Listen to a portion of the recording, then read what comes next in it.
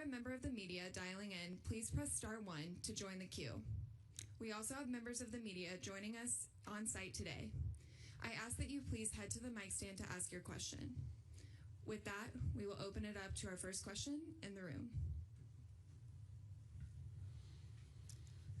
Thanks, Bethany.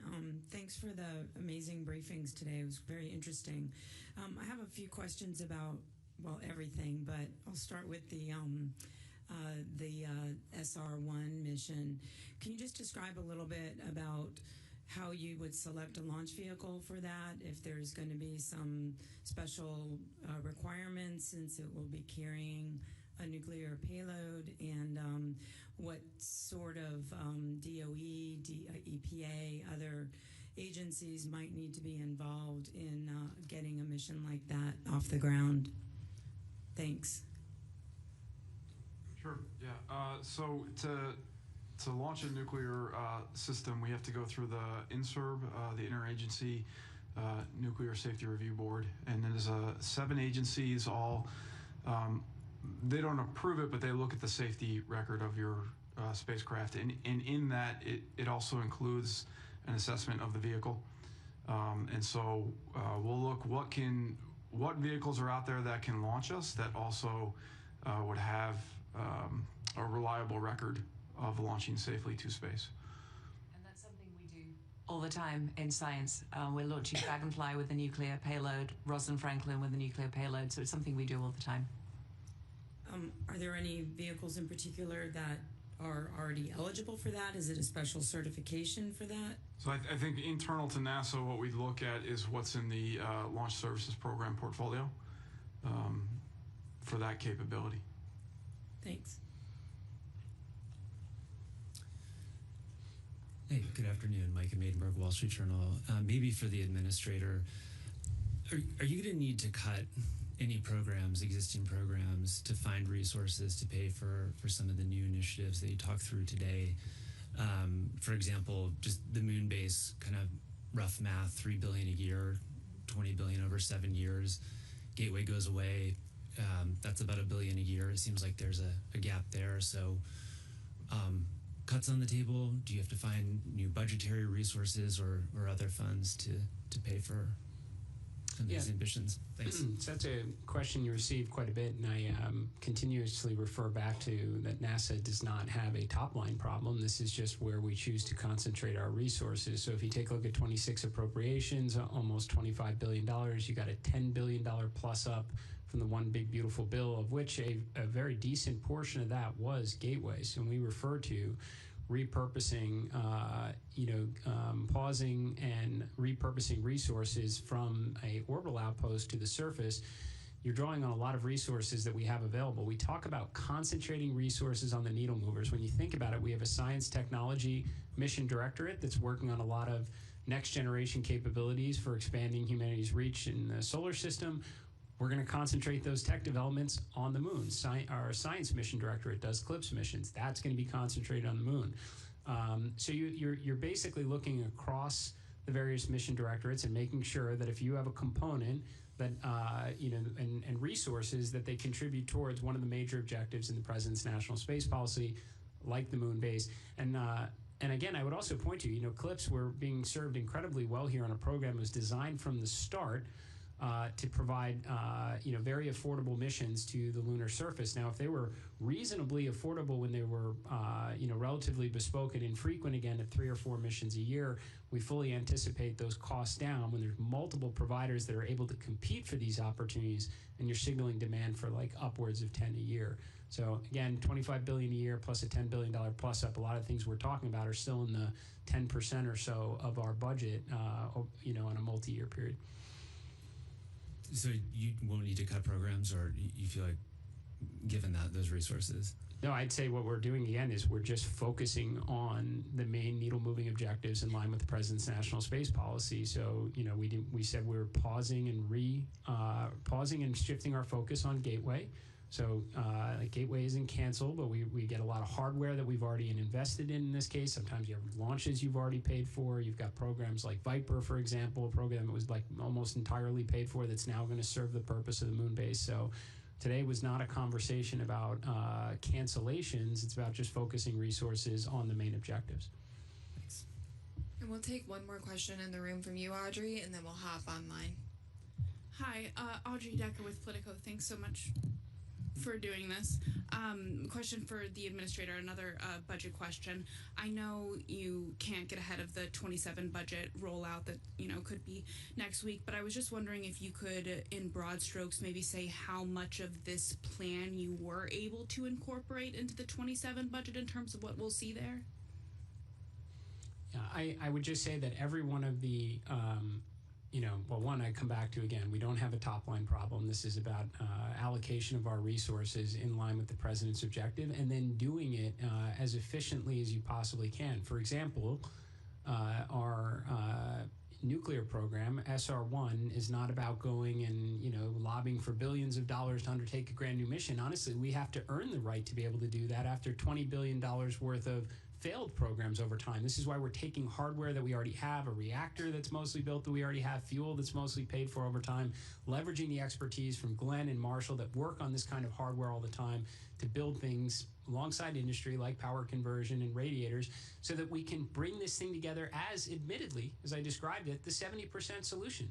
Prove that it works, should get America underway on nuclear power and propulsion, then you can come back and maybe ask for more in the future when you show that it can be done. And that's why, again, you cross a program, moon-based, take the resources that have already been made available, make use of the contracts that we've already been working on and scale them up that are affordable, like CLIPS program. A lot of the tech and science that we're going to attach to these, we put an RFI out. These aren't things that necessarily NASA can pay for. We want academia to build instruments for some of these landers and rovers, and we will incorporate them.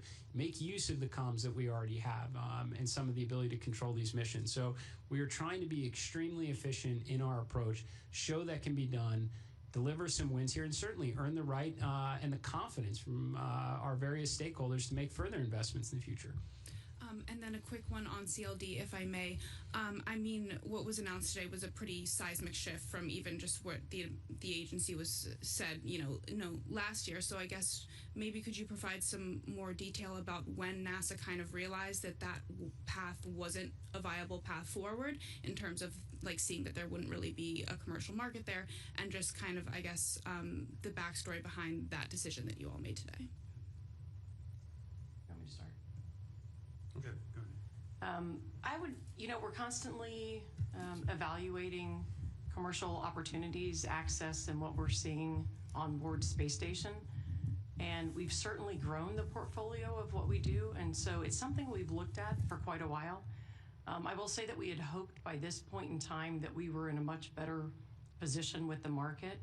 I think it was the right time to have the discussion and kind of objectively look at everything we're doing to make sure we're on the right path. Anytime you get a new administration, it's a great opportunity to, take a fresh look. Where are we going? Do we have our best foot forward? And so in putting everything together between market budgets, complexities of building and managing a space station, we realized we've got to have a discussion because the original path we laid out is not, it's fraught with a lot of higher risks. Maybe just to build on it too, because I don't want our message today to be misinterpreted, right? I mean, NASA does have a history. You can look at a lot of our OIG reports where we are way over budget and substantially behind schedule, and at some point you have to course correct and get things back on track. Let's be clear, the International Space Station has an end date. It's absolutely unavoidable. We have to all arrive at that exact end date with all of our international partners, but it will happen, which means we must work with industry to have a replacement space station, giving the sober view on this is what we understand the market to be. How do we know what we know? Well, we know who the PAM missions we put out. We know how fast those seats sell. We know necessarily what the backlog associated is. We know what we subsidize as it relates to those missions. We know what we subsidize for cargo. So we have some sense of this. We certainly don't have the complete picture that maybe some of our industry partners have. So enlighten us, educate us on this whole thing. This is the whole point of the RFI. Tell us what we have right, tell us what we have wrong. We know it's certainly complicated to build a space station to keep people alive in the harsh reality of space. And we know what it takes operationally to keep them alive. The things that come up that Dana walked us through, the EVAs to go out and repair, the medical situations we have to bring people home. Let us put the full picture out there, take a sober view at it, Tell us what we got right and what we got wrong, because there will be an end date. Industry that was here, that has been supporting us through the CLD effort, will wind up building this replacement space station, but let's just do it eyes wide open as to what we think the real costs are going to be, what the real market is, and what complexity is going into it from the technical build out and the operations, and give us the comfort, the American people, and everyone around the world that depends on what we do on the International Space Station, the confidence that we can do this the right way. And we will now move to the phone bridge with Will Robinson-Smith of Spaceflight Now. Hi, thank you all for taking the time to speak with us today and for the robust presentations. Question, I suppose, for Dr. Lori Glaze. In your remarks about moving beyond Artemis 5 and looking to work with at least 2 launch providers to target landings every 6 months, does that future also involve Orion launches with the Space Launch System rocket, or is this looking to move entirely beyond SLS, starting in the Artemis 6 timeframe? Thanks. Yeah, it's a good question. And I'll tell you the way I see this, Jared laid out the broad vision for where we're headed, what our plans are for trying to get to and build a moon base that's going to require a lot of access to the lunar surface. We know where we are today with our legacy systems, with our SLS and Orion government-owned legacy systems. We know where we want to be in the future, which is a commercial transportation ecosystem that can support the types of missions and the effort that we have in front of us. We put out the RFI today specifically to get information from our providers, from our traditional industry, from other potential providers that are out there, to help inform us in that acquisition strategy so that we can plan what that transition looks like from the traditional legacy over to the commercial. And I would say, and Dr. Glaze can weigh in on this. I mean, we've heard from, as you would expect, every one of the contractors that contributes the primes to SLS, and they've all said they expressed interest in taking their components of that system to a commercial pathway. I would be shocked if we didn't see multiple proposals with different variations of hardware for those opportunities for Artemis 6 and beyond. Absolutely. And we will take one more question online and then go over to you, Jeff. It is going to be with Jonathan Seri of Fox News. Thank you, Bethany. This one's also for Jared Isaacman. America's return to the moon has been delayed in the past by changing presidential administrations. Obviously, we're going back in the near term, but what ensures that we stay there for the long term and that we stay the course for sending humans to Mars? Well, I mean, that's a great question. Honestly, that was a lot of what today was about, specifically NASA's response to President Trump's national space policy, which calls for exactly that. Please do not go back to the moon just for the footprints and the flags. You must pick up where we left off more than a half century ago.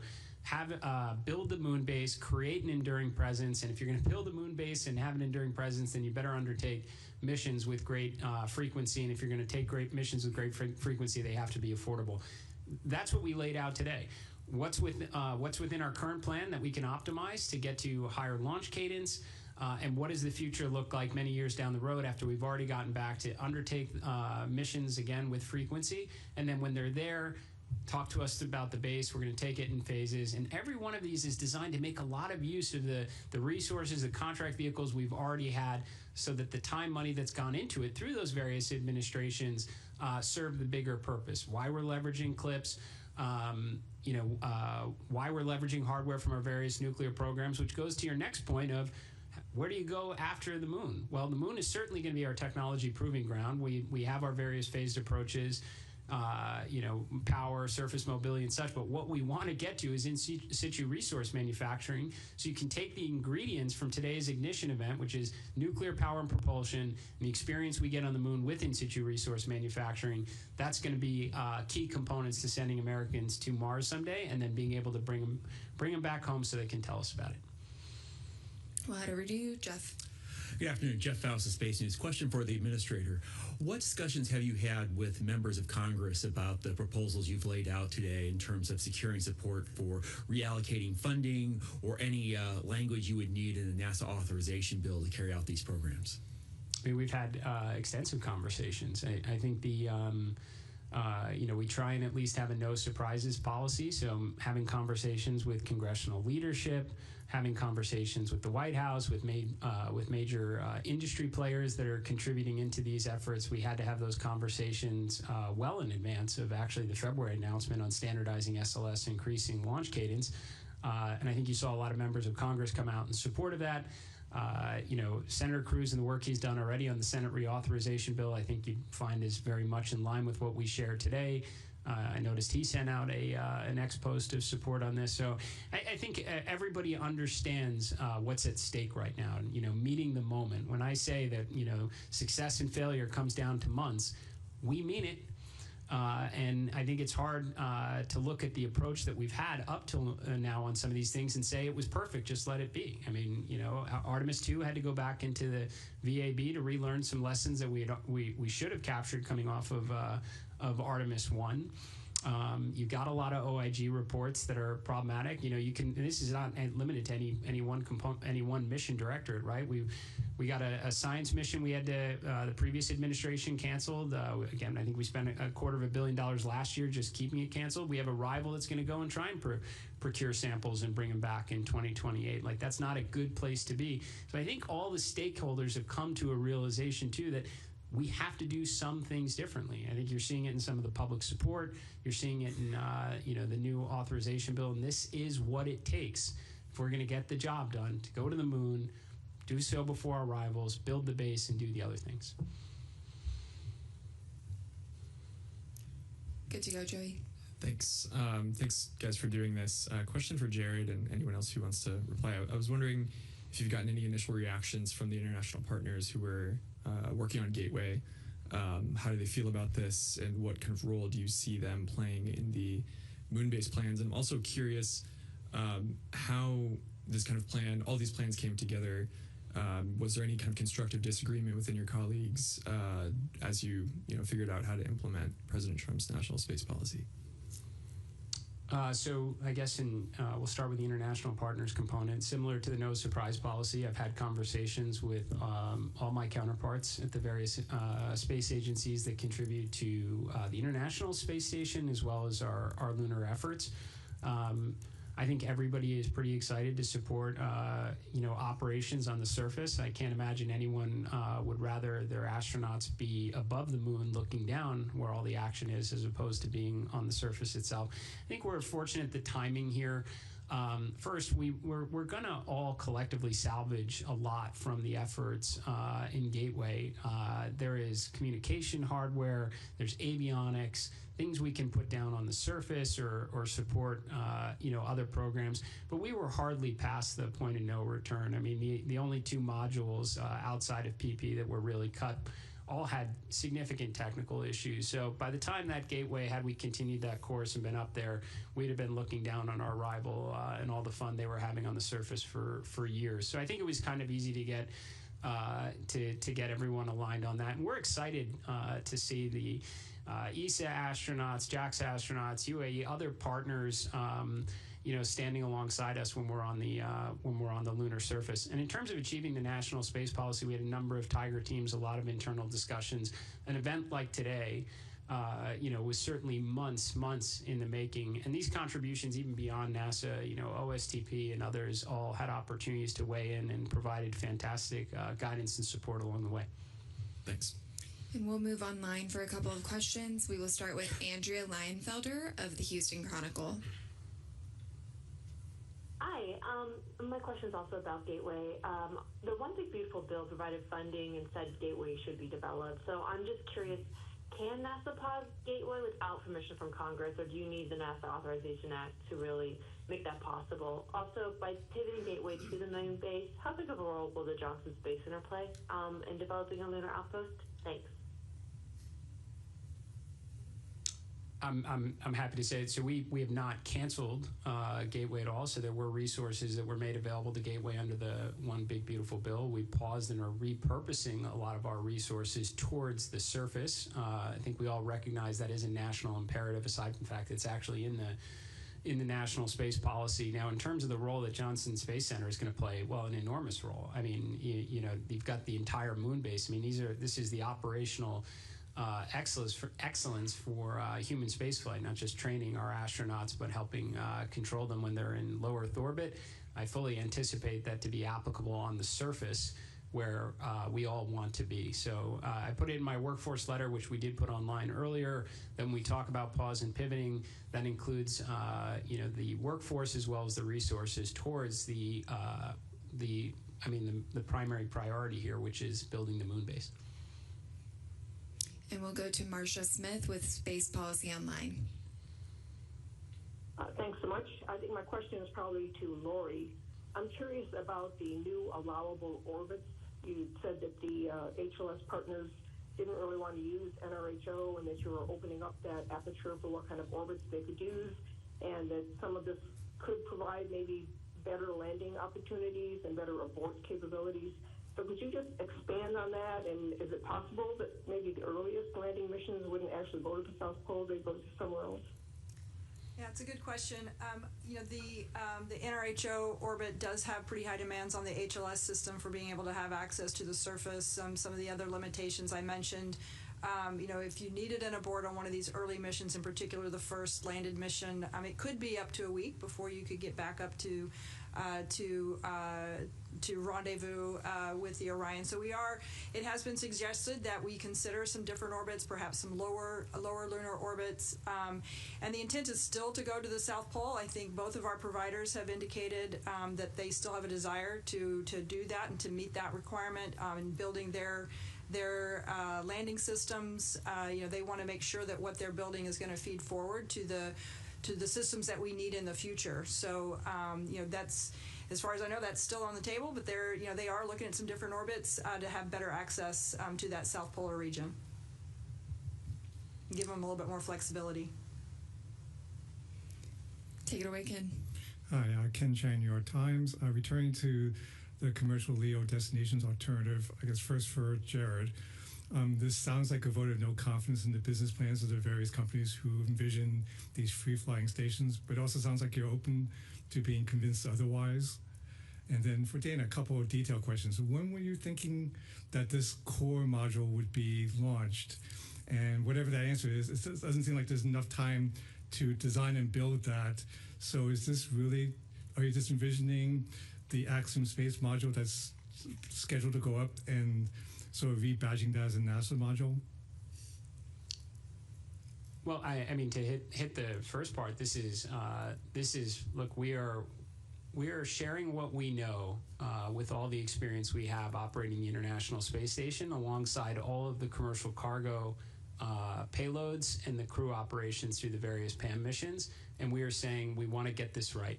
I mean, that's really the thing. I mean, we talk a lot, Nikki's going to like this, about Roman being on time and under budget, because it's the only program we can say that about. So we're trying to get back into a rhythm. We're being very transparent, replacing the International Space Station, which is not optional. No one's here trying to make a case of keeping IS up until the end of time, and I don't think our international partners are behind that at all. So the idea is to make the transition the right way, and we have to put everything out on the table on this one right now. We $10 billion plus of the One Big Beautiful Bill, $250 million of it was for a replacement for a commercial space station. The idea is always, from the get-go, depended on multiple customers out there, NASA being one of many, and we're saying, explain it to us, because we have to get this right. Talk us through the technical elements of it, because it took us a long time, and we had to learn. There were a lot of lessons learned, so we want to make sure those are transferred, and we will owe that to our partners to make sure they have that information as well. There's operational considerations. We'll put it out there. There's two pathways. Convince us on the first one, which is totally fine, because we have to do something here. We acknowledge that. Doing nothing is not an option. It was in red on Dana's slide. And then here's the alternative one, where we look at it as more of an incremental approach that brings down some risk. Both options are on the table. We're not dragging this out. The RFIs are out, I think, either today or tomorrow. We're having breakout sessions tomorrow where we can hear back from industry. What my hope is, we've got an opportunity here for, right from the get-go in phase 1, 3 modules. There's a lot of companies who have been working hard on this. What I want to see companies say that I've got it. I'll make that module for you. We'll prove out those capabilities. We'll show it. and it'll be the setup for a very successful commercial space station thereafter. We have the confidence. Here's the data behind it. And another company says, I've got that module. We're there. Here's our approach to doing it. And that will someday turn into a commercial space station. We're putting everything out there to get the feedback to go in the right direction. So this is not an over budget, behind schedule program that puts America's presence in LEO at risk. I would just add for your question about the core module, the capabilities needed and the specifics I shared today are not aligned with any one vendor, but they have all been working on technologies and capabilities that are foundational to a space station. So my hope is there's a lot of broad interest in the core module overall. And I think there are a lot of capabilities that are in design, on their way, and that are applicable. In terms of how long it will take, I don't know. We're going to get industry feedback. We're going to work with industry. We'll see who's interested. We'll see where we go from there. But some of that's going to be iterative in terms of trying to understand the specific path forward. We'll move as quickly as we can. This is critical that we get this right. So as you saw today, we're pressing towards a draft RFP in just a few months. So we're going to press fast. Eric. Eric Berger, Ars Technica. Question for Amit, I think. Just curious where the NASA workforce is today, sort of from a confidence standpoint, from a sort of an attitude standpoint. You know, 2025 was a very difficult year for the space agency for a number of reasons. I won't go into them, but I think we all know them. There's now finally some clear leadership, but today and in the last few weeks, you've announced some really wrenching changes to how the agency does, and I think some of them are probably pretty good, but it's changing people's lives and the things that they've been working on, which has been a problem for NASA in the past. So I'm just wondering, like, where is the workforce, you know, in your opinion? You talked to them, you were here, you've been here a long time, you know them. How are people sort of dealing with this change? It's a great question, Eric. I would say in general, the workforce is hungry for leadership, and they've got it now. The clear vision is there. I mean, everything we're doing now is, I mean, and to your point about, like, we're changing things around, we're making kind of reallocations, and we're being honest about where we are in a lot of other cases. I would say, generally speaking, almost all the workforce is also very appreciative. We've had feedback saying that some of the things we're saying are like therapy to them in terms of, like, things that we've known, but we just haven't been able, because of the constraints we've been living under, to kind of deal with. So that's been a thing that a lot of folks have been just kind of like, wow, we can say what we think and do the things that we know we're supposed to be doing. The idea that we're going to bring, you know, the spirit of what we're doing, you know, getting people closer to the work, stop watching things and start doing things again, I think has really energized the workforce tremendously. You know, there is going to be some, you know, because of some of the changes we've seen here and some of the ways where we have to reallocate resources to work, you know, some of folks, their projects might get changed. But I'll tell you, I think you all saw, we got a lot of work to do. And one of my messages to the workforce is that, hey, we need every single one of y'all to help us. We need, maybe the job you're doing today is going to be different than the one you need to be doing in the future, but we're going to need all hands. We're going to bring in new hands. You know, we're trying to really get focused and aligned to the mission. So I would tell you, I mean, I spend all day on stage listening to the boss, but separately, like when I go and I'm almost certain, as we've been traveling around, that this is a huge shot in the arm for the team. Okay, thank you. Jackie. Hi, thanks for doing this. Question, I think, for Dana. So I wanted to wrap my head around what exactly this core module is. Is this going to be designed by NASA, or is this also something that you're looking for industry to hash out? And given all these changes, how long have these companies been aware of these changes, and how will that kind of inform how they respond to this RFI? And then given the timeline for the RFP, like, when do you foresee funds being deployed for them? And then, sorry, I know this is a long list of questions. There's a lot packed in there. I'm going to have to... I'll pause there. Maybe I can have a follow-up. Okay. Let's see. Let me back that up. You're going to have to unpack that one. Sorry. I can start over. Sorry.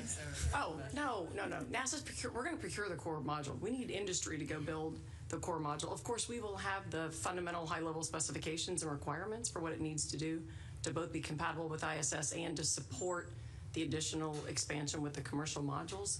But that's something we're looking for industry to go build. So we'll go procure that. That's part of both the RFI discussion and when I talked about the draft RFP in June, that's part of that. as fast as we can go towards awards, I mean, that's really what's going to dictate expenditures. I mean, that's just classically how that works. So we're going to push through that as quickly as we can. And that schedule is what will dictate when we can go start spending on it. And I think you had a number 3 and 4 in there somewhere. No, last follow-up question. Given that the current law is ISS is ending in 2030, but I know that there's language in the Senate bill to extend it to 2032, where do you stand on that timeline? I mean, what's the right timeline for decommissioning ISS? It's really important for us to maintain continuous presence. So first and foremost, I want a plan that closes. I want a trajectory that gets us from the existing space station to commercial stations. We need a successful plan to get there. There are a lot of things that go into space station supportability. Of course, if we're asked to extend it, we have the technical capability to do that. We are not going to stand in the way when commercial industry is ready. It is still our job to go pivot and move to transitioning to space stations that are commercially owned and commercially operated in 2030. So we're still on that trajectory and on that plan. Technically, can I extend? Yes. There's also partners that have to weigh in and consider, but our overall goal hasn't changed at all. We are just trying to change the approach to an incremental one that allows multiple providers to stay in the game, allows the market to grow, continues competition, and hopefully gets us to the 2 space stations in a much more seamless transition method between current station and future stations.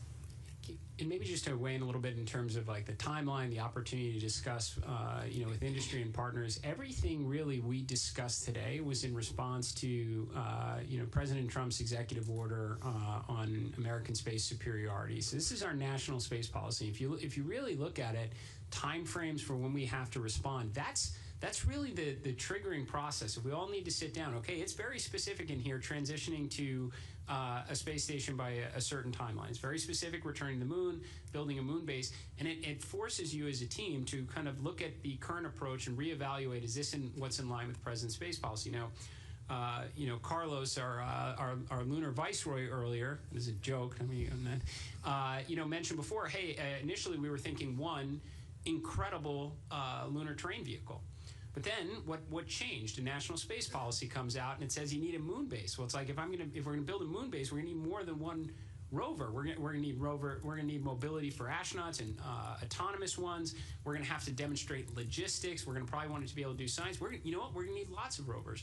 And you're able to then look at what resources do you have available in order to achieve this.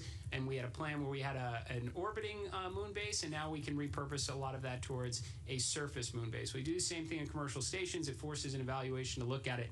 And the point being that we have only just kind of approached that timeline from the original space policy directive, and within days, we're here aligning our workforce and industry on how we're going to achieve it. So these aren't generally like our good ideas here. We want to pivot, and we've had 6 months to interact with industry. There's a national space policy. You're on a shot clock. We recognize there are short fuses here for every one of the objectives we're trying to achieve. We formulate our plan, and we share it with all of you, and then we gather data tomorrow so we can action. And we'll move to the phone bridge real quick with Marcia Dunn from the AP. Good evening, Marcia Dunn, AP. I'm wondering, what's the fate of the Hubble Space Telescope as it approaches its 36th launch anniversary? And under the new Artemis campaign, if all goes well, how soon could we expect to see NASA launching astronauts to Mars? Are you still tracking the 2030s for that? Thanks a lot. So I'll start with Hubble. Hubble is very well, taking amazing images. In fact, the image we revealed today from James Webb has a sister image from Hubble, and so I encourage you to look at that when they get released tomorrow. The one I know, the sort of crux of the question is, will it re-enter? Clearly, the sun has been very active. The whole environment has changed, and the drag on the spacecraft, it has actually increased. What we're doing is we're starting with a wonderful tech demo that we're doing with our commercial partners at Catalyst to actually try and grab and reboost why can't I think of the name of the spacecraft? That's terrible. No. Swift, thank you, Dr. Glaze. Just blanked out. The Swift spacecraft, and to actually, which is it'll be a great capability to actually be able to grab and maneuver something in orbit. So it's a really, really excellent TAC demo that we're doing, looking at launching that in the summer to go and try do a reboost with Swift, and then if that is successful, we will look at what it would take to be able to actually reboost Hubble.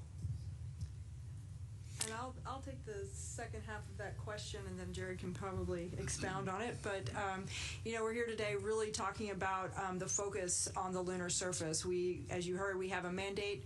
We're doing everything we can to focus all of our energy, our resources into trying to establish that enduring presence on the surface of the moon. So you've heard a lot about that today. You've also heard that a lot of that work is going to build on new technologies, new capabilities, new operational capabilities that are going to build forward towards Mars. But I think we need to get really focused right now. Let's achieve what we have in front of us right now, and then we'll address the next question at a later date. Unless Jared wants to say more. We're good. And we'll now go to David Brown with the Scientific American. Hi, good afternoon. I have two questions. First about the nuclear power to Mars. I'm curious, what is the driver for nuclear power to Mars when we can get there in half the time with conventional propulsion? Why not send them somewhere farther, like Uranus? And then once they get there, I'm curious how far the Skyfall helicopters can travel, and how much mass can they carry, given how heavy ground-penetrating radar is. So I'll answer the first question. I'm going to phone a friend maybe for the second one. As far as the not going further, we have not decided where the mission will end. I didn't say if we're going to fly by or we're going to capture Mars. I think the team is still looking at exploring the opportunities. Once we drop off Skyfall, what do we do with SR1 Freedom? So that trade is still open, and we will explore what we can do to continue the science and ultimately the long-duration operations of a nuclear electric propulsion spacecraft, because we do want to push the bounds with this demonstrator, find all the points on the operational box, and explore them. Obviously a big fan of sending it to Uranus, as you heard in my presentation earlier. But for Skyfall, they're going to be very, very similar in capability to Ingenuity. So you think sort of those kind of distances that they can travel.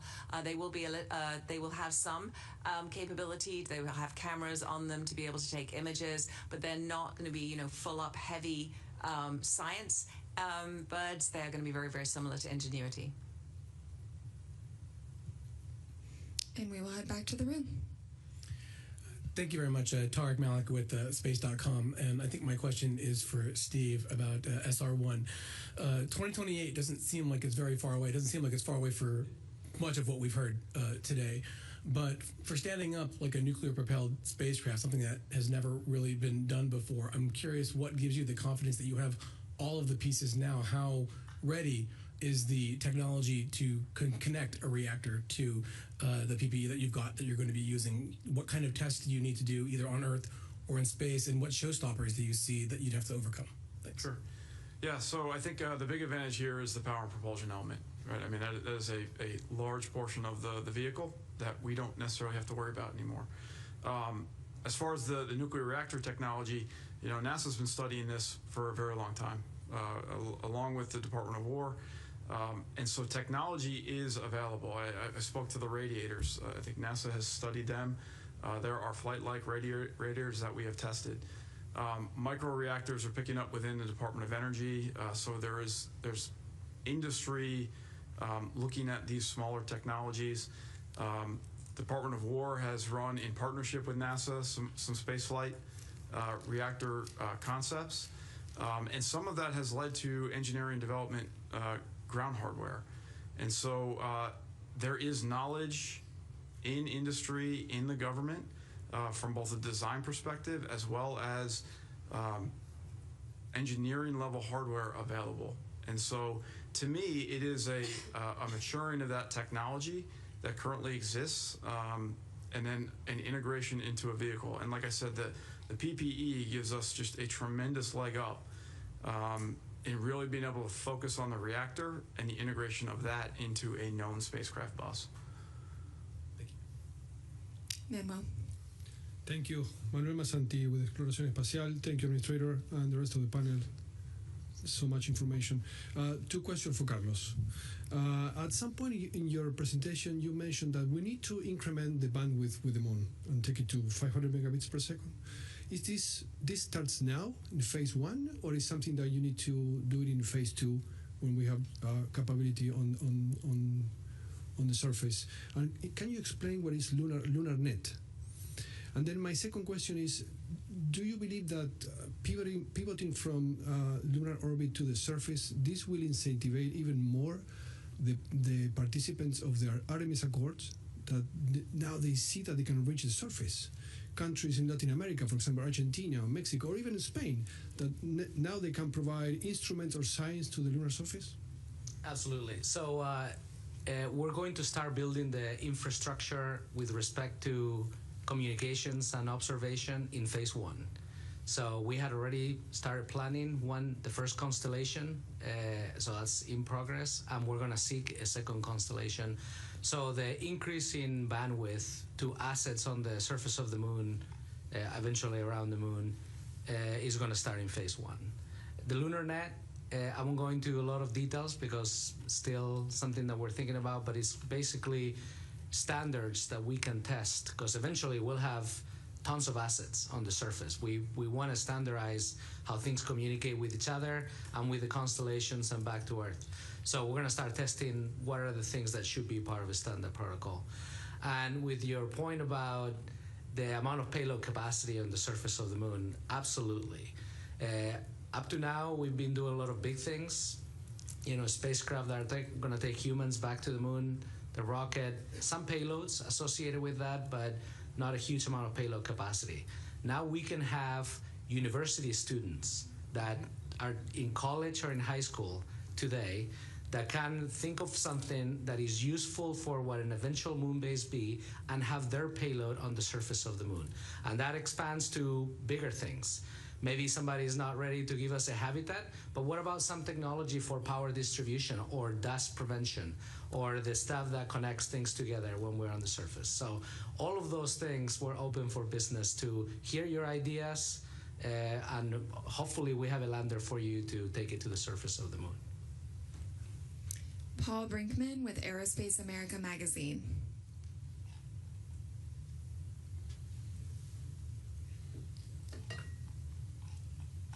Or we'll go in the room. Hi, I'm Jacqueline Felcher with Payload. My question is about the changes to the CLD program. I'm curious why you think the market that NASA thought would be there when the program was originally envisioned isn't there now, if it's policy hurdles or technical hurdles, or if NASA's predictions were just wrong. Anything you can share about kind of why that commercial market isn't there as intended? I would tell you a couple of things. First, I think you know this, and we've said it a couple of times, but we can't actually force or create a market. We do spend time getting independent market research data. We do that periodically. And many years ago when we started this program, the data we had we're 10 years away from having a mature market. And so a lot of the data it's projecting, right? It's making estimates about either a breakthrough capability, product, technology, something that's either going to drive manufacturing in space or something that's going to drive a recurring demand to access space to then bring it back to the ground. As we've watched over time, these independent market research surveys continue to tell us it's about that far out. And so when I go back and I look at what I originally had, we had 8 years ago, when it said, hey, we're probably 10 years out, and now it still says 10 to 15 years out, you're kind of chasing a moving target. Our priority and our goal is to capitalize on what we have with Space Station, open up access as much as we can. So a lot of these hopeful areas that we see that were informed through these independent surveys, we focus on them, we prioritize them. We take input from industry, whether it's our CLD providers or others in industry who are trying to help stimulate and get the market going, and those are the areas we focus on. We talked a lot about private astronaut missions. That was a key area that we really thought, not just for international interests, but tourism. We thought that would be much bigger. So there are a lot of areas that had been predicted and that we've really opened up access and focused on, but we continue to kind of get the feedback that the maturation in those areas is still on the further out horizon. I can maybe add on to this a little bit and say with a lot of direct experience and confidence in my answer that putting humans in space is extremely expensive. I mean, this is a very costly endeavor. In fact, I mean, if you look at the SOMD budget, the majority of our budget, more than 50%, simply goes to putting crew and cargo in space, regardless of whatever station you're going to. Now, take the human out of it, well, then that cost can go down quite materially. But I think the simple reality is it costs an awful lot to put humans in space, and we haven't had that scientific breakthrough yet that necessitates human in space to create it and get more value out than we put in. Now, we are trying to, we're not coming just with problems. We're trying to bring solutions to the table on this. PAM missions, I think it's very challenging on those providers, when 25% of the associated cost has to be borne by the provider. And that's why we're making available the commander seat, making that available for sale. That is what you do when you're trying to help ignite a market, not necessarily force it. How else can we be helpful? Look, it's one of our main objectives is getting more NASA astronauts into space and try and get to that breakthrough science and research that someday does necessitate lots and lots of space stations. So we could potentially be a customer on board. We'll create a front door. Give us all your good ideas. What is, we want to maybe bring in a chief commercial officer to go out and engage with pharmaceutical industries. Tell us what we're missing. Let's get it up to the station, because we want nothing more than to make sure we have a home for our astronauts and our international partner astronauts when the space station comes to an end. And ideally, we're able to buy it across multiple stations, which means the cost is less and we can put more astronauts up there. But it is expensive, and that big breakthrough hasn't happened yet. But if we are wrong, we've created an opportunity forum for the CLD providers to explain it to us. And we've created various other pathways they can consider as well. And we've got a whole session tomorrow to talk about it. Pablo Fuente with Orbita Infinita. Thanks for doing this. My question is for Carlos. Carlos, you outlined an extraordinary logistics stream for the moon base, 8,000 kilograms of carriers and consumables. Yet the presentation focused heavily on power, mobility, and communications. When does the food and biological life support technology development actually begin? And is NASA considering closed-loop biogenerative systems, or are you planning to resupply from Earth? Thank you. Okay, I think I'm going to answer the first part of that question. So the experimentation part of the development of the moon base is definitely going to start on phase 1. Today we talked about plans which show the demand of launchers, landers, and potentially rovers, things that we can put stuff on. And we have not completely closed the loop on what is it that we're going to put on it. So through our analysis, if we determine that the things that we're going to need at the end, which is to support humans permanently living on the surface of the moon, requires those things, definitely the logistics is something that we know we're going to need. We'll start experimenting early, and we'll use some of that payload capacity that we haven't allocated to do that, either in phase 1 or phase 2. And second question, I'm not familiar with, so. I think your plans are, if I understood, permanent presence can probably require, some moves towards ECLS. Closed loop anyway. Part of the discussion we've been having, and Dana knows this better than anybody, closed loop ECLS is one of the biggest problems. In terms of what industry is capable of doing right now, and what we struggled with and got to a conclusion on Gateway, on Space Station. Even Gateway was open loop in the baseline design because it was just too hard to close that loop. So scarring that system for that is really challenging. Eventually, we want to get there, but that's what we're flying Space Station for. Yeah, I guess I missed the ECLS part on the closed loop. So yeah, we're growing. We started with in the development of the stuff. Some of the things that we're thinking of for repurposing on the architecture of Gateway as an orbital outpost could be some of the ECLS components that we're already doing, which could be we could put in play and have a habitation experimentation going from phase 1 to phase 2. So yeah. And I know we have all had a long ignition day, and since we are nearing the end of this, I'm going to go ahead and give you last question, Sana. Okay, cool. Thank you. Hi, Sana from Bloomberg News. Thank you for doing this. Following up on Jackie's question about Gateway, I was just wondering how much advance notice NASA gave its international partners of all the changes being made. For example, I know last week ESA released a schematic of the Gateway with its habitat module attached, and I also believe ESA's Director General noted that they hadn't seen the new proposal ahead of the meeting. So I have had a chance to speak again with all my counterparts, the various space agencies, and some were, I think some of the timing there worked out to a difference of a matter of hours, actually.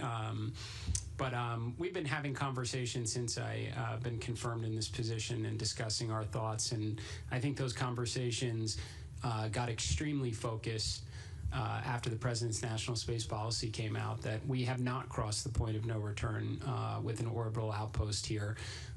We have an opportunity to repurpose resources. I think we, again, all universally agree it is better to have an astronaut on the surface than it is looking down from above it. And in terms of the learning that we may do, from science to tech demonstrations that will inform future missions to Mars, that's going to happen on the surface. So, some of the timing probably, again, came within hours, but we've spoken with every one of our partners, Canadian Space Agency, pros at robotics, where can we apply this arm? We've got lots of good ideas, very constructive conversation, same with all of our partners. Again, I think we're envisioning a future here, which is part of why we gave a demand signal for 2 different pathways to the moon with frequency and affordably, where we're going to be able to stand on the moon with a lot of our partners in the years ahead. Yeah, Thank if you. I could just finish with the question before about, with the moon base, like how other countries, other Accord signatories, how the rest of the partnership might see themselves now a little bit more presently in moon base rather than, up to this point. I mean, I think that's a really important observation. The partnership is one of the most magical things that came out of ISS. We moved it to Gateway for that reason. We respect and appreciate how important it is. We think that the service is going to grow, and it's an important reason why. There's a kind of easier pathways to get there in some cases because you have smaller landers and you can do things. But more importantly, one of the reasons why space station is hard and why Gateway is hard is because the systems are physically, electrically, chemically in communication with each other. When they're on the surface, they're not necessarily, until Carlos decides they're all going to be connected, which eventually I know he wants to do. But the point is, like, you can reliably kind of compartmentalize some of these things in a way that you can fly a university payload on a lander that's nearby some other stuff because it's not going to have an impact, right? The risk is sort of compartmentalized. So there's a lot more ways to envision this in a really positive way is how we're expanding the partnership rather than, kind of the plans we had in place already. And with that, we are wrapped. Thank you. Thank you.